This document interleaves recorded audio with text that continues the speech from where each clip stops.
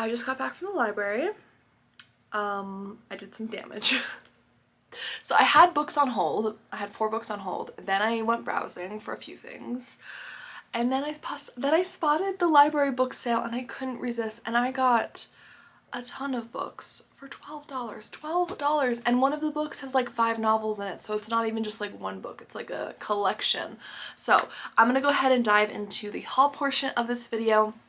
As always, I will have this sorted by genre, so we're going to start with cozy mysteries, then mysteries, which includes like kind of general mysteries, some classics, some historical fiction, and then dive into thrillers at the end. So let's go ahead and start with our cozies. So the first one I saw at my library book sale that I was so excited about was The Jasmine Moon Murder by Laura Childs. This is the next in the Tea Shop Mystery series. I think it's book 5 in the series, and this is the next book in the series. Like, this is exactly the next book I need to read the series. And look at this cover. This is my favorite cover so far. I love all the covers, but look at this cover. Also, I need to read it this October or like November at latest because it takes place with a ghost crawl through a cemetery.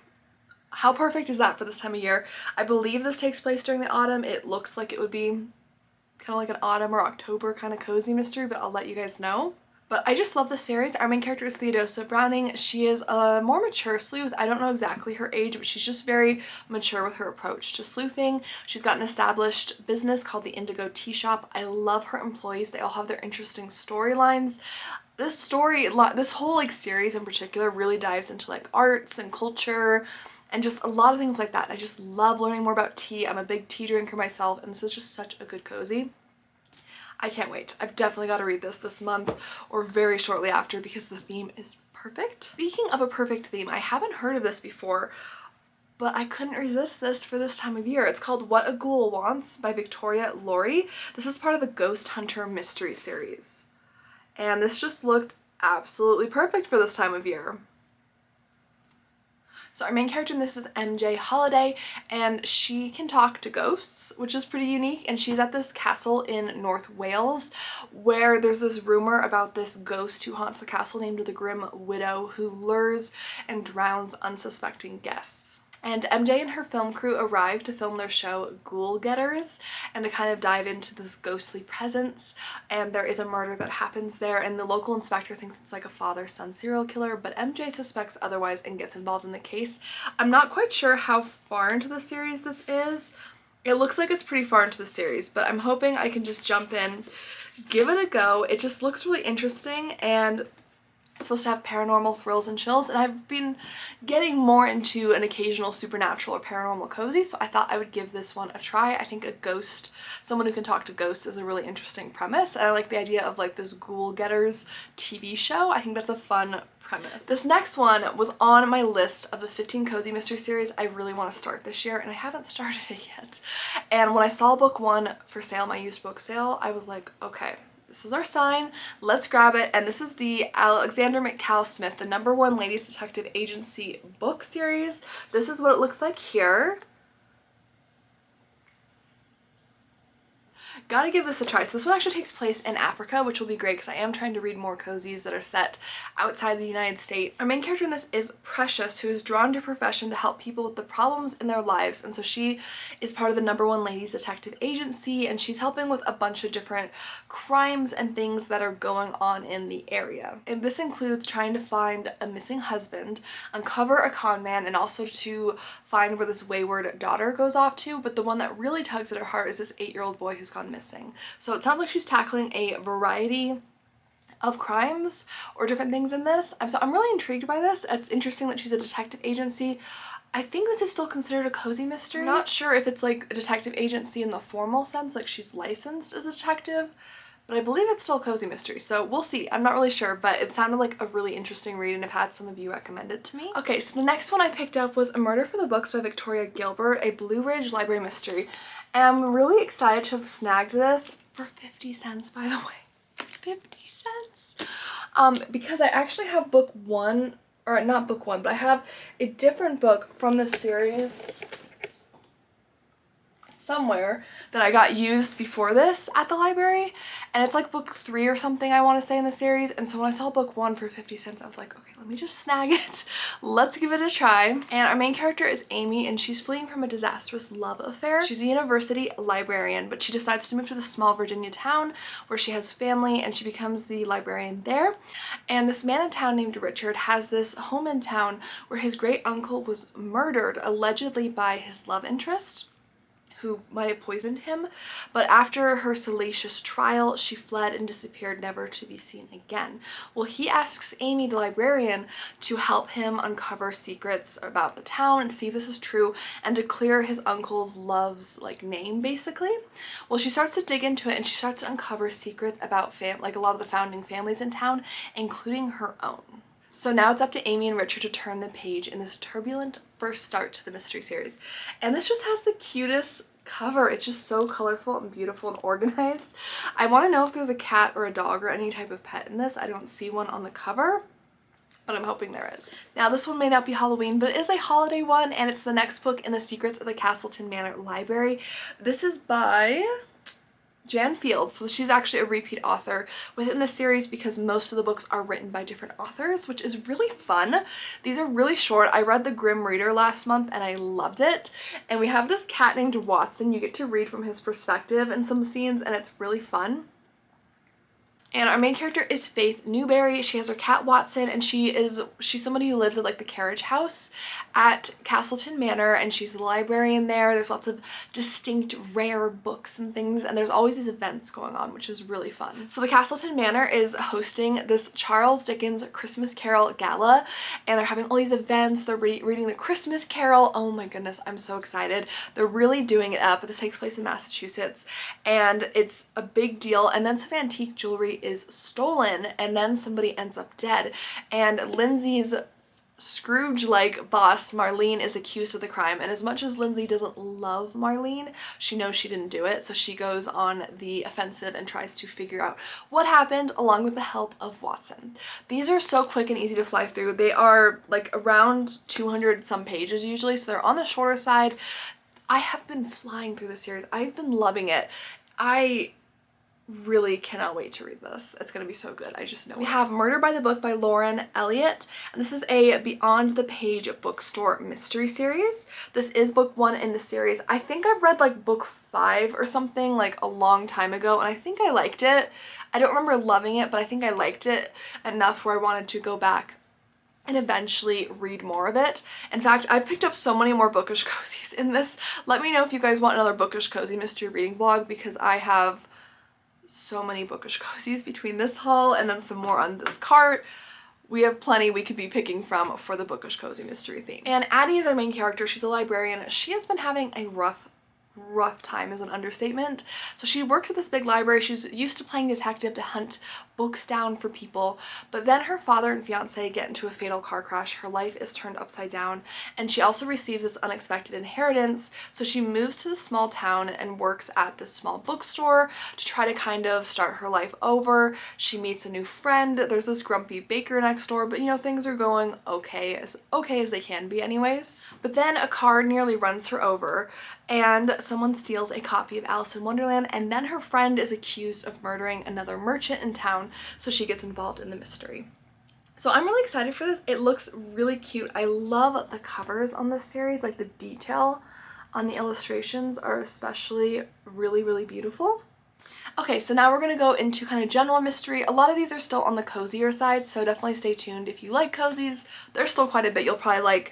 For example, I picked up at the library book sale Agatha Christie. This is N or M, a Tommy and Tuppence mystery. And this just looks really interesting. It's a very slim volume. It's only 219 pages, so I'm thinking this would be a good one for a vacation or something like that, because it's so small and be easy to pack. So a government agent is murdered, and their last words are N or M, Song Susie, and they have a cryptic message they leave to Tommy and Tuppence, and they start to investigate. They go to the seaside resort. There's a young girl who is rumored to have gone missing there. They're looking into that, but then Tommy disappears, and it's just this big web of wonderful Agatha Christie mystery, and I'm so excited for it. It looks so ominous.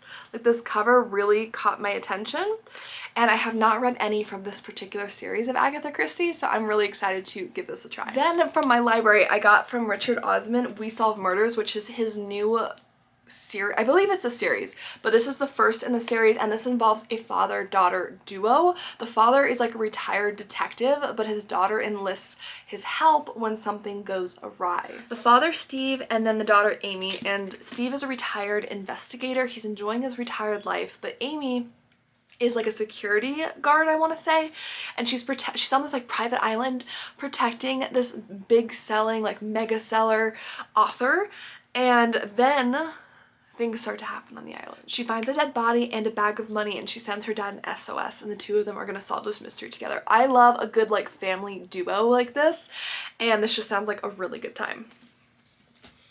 Then I was really kindly sent this by the author. The author's like PR person. This is a mystery. It's actually based on a true story, and it's called The Grays of Truth by Sharon Verts. Is this not the most beautiful cover? And I think the author actually illustrated the picture. Talk about talented, right? Like, look at that. How absolutely stunning. So pretty. So it's a historical true crime story in Reconstruction era Baltimore, where members of the city's elite keep turning up dead. There's illicit affairs, jilted lovers, financial hardships, and countless motives for murder.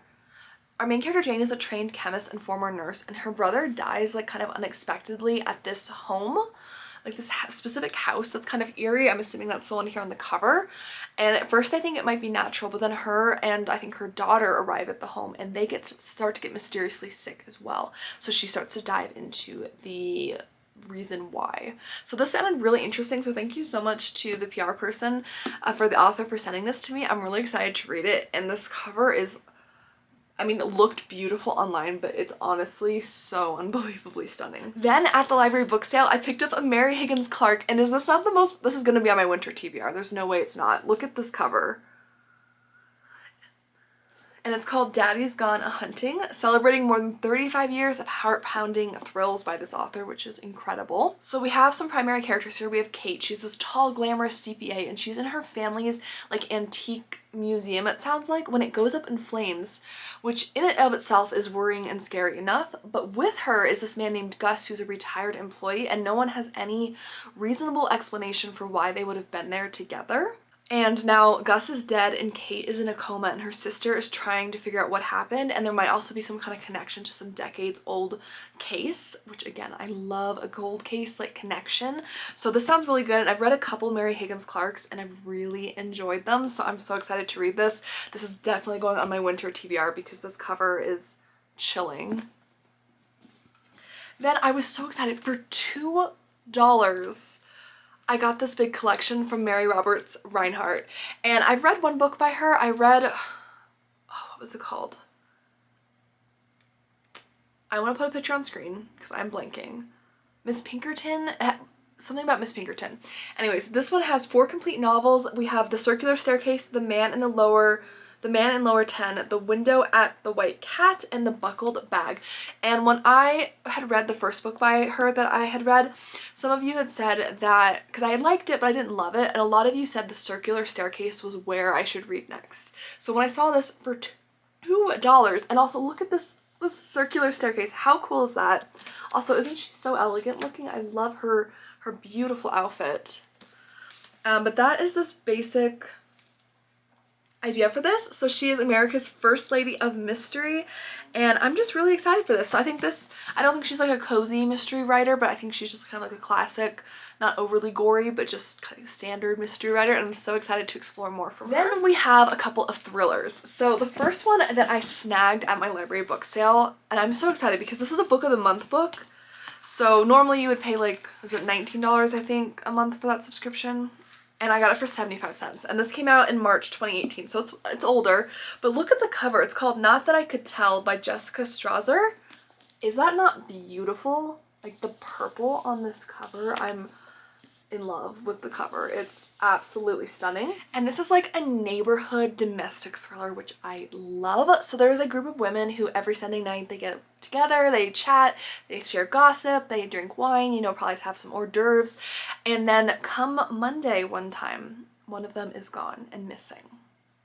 And there's a couple of them. So there's the single newcomer, the imperfect mom, the newborn parents, the military wife, and the almost divorcee. By Monday morning, one of them is gone. An innocent night of fun has shocking repercussions. And this takes place in a small town in Ohio called Yellow Springs. Our main like central character and mom we're following is Kirsten, and she is a mom. She's a doctor's wife. She is almost a divorcee, and then her husband, or ex-husband to be I should say, ends up being the primary suspect for the missing woman in their group. Plus her neighbor Clara starts to trigger these memories from her past that she's been trying to put behind her. So I'm really excited. Book of the month.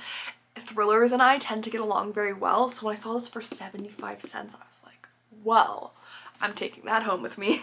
Another one I snagged from the library book sale is called The Stolen Hours by Alan Eskins, who is the best-selling author of The Life We Bury and the Shadows We Hide. I've never read anything by this author, but the cover and the font really drew my attention on the spine. So this one's actually a legal thriller, which isn't my favorite type of thriller, but this one really caught my attention.